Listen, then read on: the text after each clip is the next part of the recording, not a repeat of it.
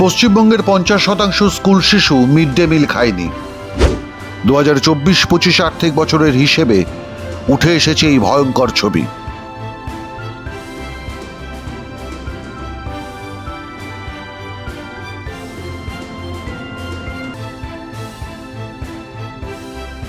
এর থেকেও মারাত্মক খতিয়ান। 2023-24 আর্থিক বছরের তুলনায় 2025-26 আর্থিক বছরে শিক্ষার্থীর সংখ্যা কমেছে 10 লক্ষের মতো।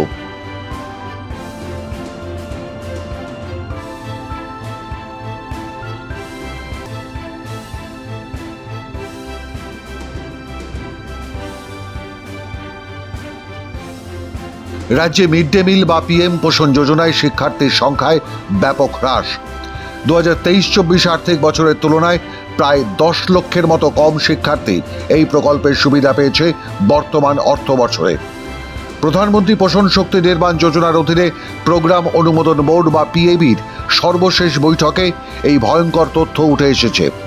কারণ হিসেবে বলা হচ্ছে প্রাথমিকে ব্যাপক হারে স্কুল ছুটের সংখ্যা বাড়ছে।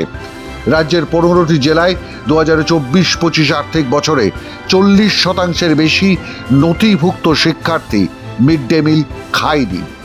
আর এই প্রবণতাকে বিপজ্জনক বলে মন্তব্য করে আগামী 30শে জুনের মধ্যে পশ্চিমবঙ্গ সরকারের কাছ থেকে রিপোর্ট চেয়ে পাঠিয়েছে ভারত সরকারের স্কুল শিক্ষা ও সাক্ষরতা বিভাগের অতিরিক্ত সচিব।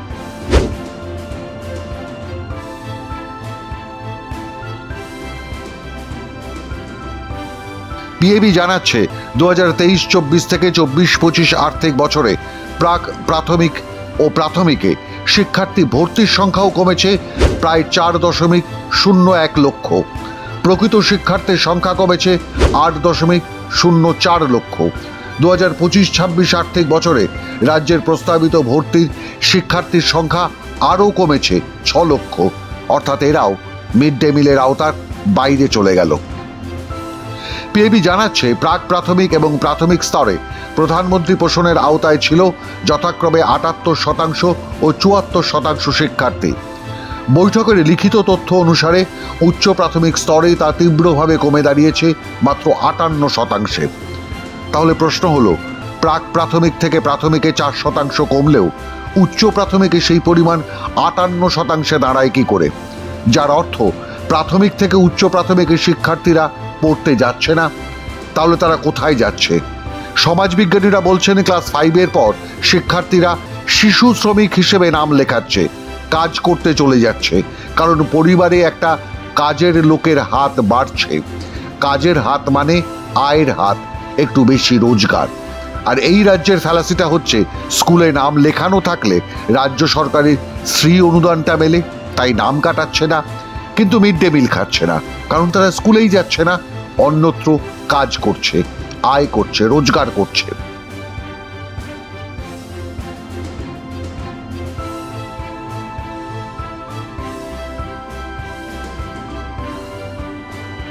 প্রধানমন্ত্রী পোষণ শক্তি নির্মাণ বা পিএম পোষণ প্রকল্প, যা মিড ডে মিল প্রকল্প হিসেবে পরিচিত, আমাদের দেশে একটা কেন্দ্রীয় সরকারের স্পন্সার্ড প্রোগ্রাম। বাল ভাতিকা এবং সরকারি ও সরকারি সাহায্যপ্রাপ্ত স্কুলের 1ম থেকে 8ম শ্রেণীর শিশুদের জন্য একবেলা গরম রান্না করা খাবার সরবরাহ করে। এই প্রকল্পের লক্ষ্য দেশব্যাপী স্কুলগামী শিশুদের পুষ্টি অবস্থাকে উন্নত করা। পুষ্ট ভবিষ্যৎ, পরিপক্ক দেশ, লক্ষ্য এটাই। কিন্তু বৈঠকের তথ্য অনুসারে 2024-25 সালে এ রাজ্যে 1,13,44,146 জন শিক্ষার্থীর নাম প্রধানমন্ত্রী পোষণ প্রকল্পে নথিভুক্ত হয়েছিল। তবে মাত্র 77,91,946 জন খাবার পেয়েছে। শতাংশের হিসেবে 69%। সবচেয়ে খারাপ অবস্থা হলো কোচবিহার, জলপাইগুড়ি, মালদা, মুর্শিদাবাদ, পশ্চিম বর্ধমান, উত্তর 24 পরগনা, উত্তর দিনাজপুর, দক্ষিণ দিনাজপুর মতো জেলাগুলির।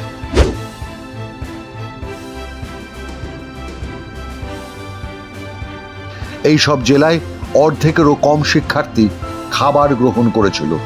কিন্তু কেন এই অস্বাভাবিক পতন? গ্রামীণ বাংলায় কি ক্ষুধা কমে গেছে?